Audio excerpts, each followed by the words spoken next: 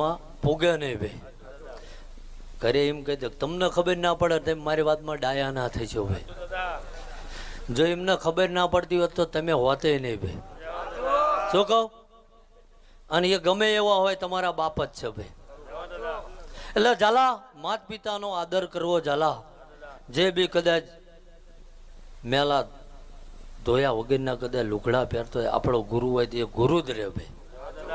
બધે નમવું જરૂરી છે, હું ના નહીં પાડતો, બધું સાંભળવું જરૂર છે ભાઈ.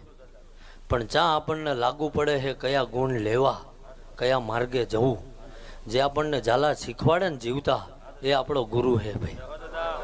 કંઠી પહેરાવે એ જરૂરી નહીં ભાઈ.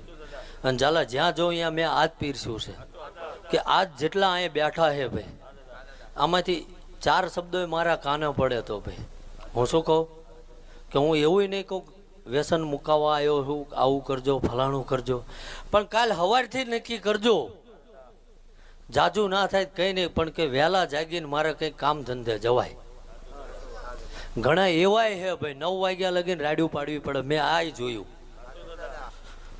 કે અમે એવું નહીં કહેતા કાલ દાડો ઉગે ને મઢે જઈને ધૂપેલિયા ફેરવજો ભાઈ.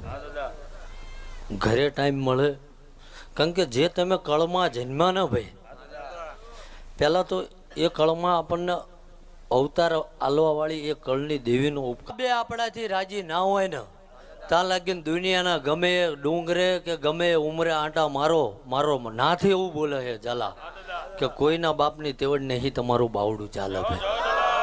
ઝાલા કી હે ઝાલા, કોઈ દાડો મેં કર્યું આવું કીધું નહીં ભાઈ. શું કહું ઝાલા, જ્યાં જ્યાં કર્યું હોય છે એની કુળની દેવીને ભાઈ એના મઢને જ આપ્યો છે. ચમ કે તમારા ઘરના હાકળ ને એ તાળાની ચાવી એ લઈને બેઠી છે ભાઈ. અને જ્યાં લગીને એ હાકળ ખોલે નહીં ત્યાં લગીને કોઈની તેવડ નહીં તમારા બાવણા ખોલીને મહી આવો.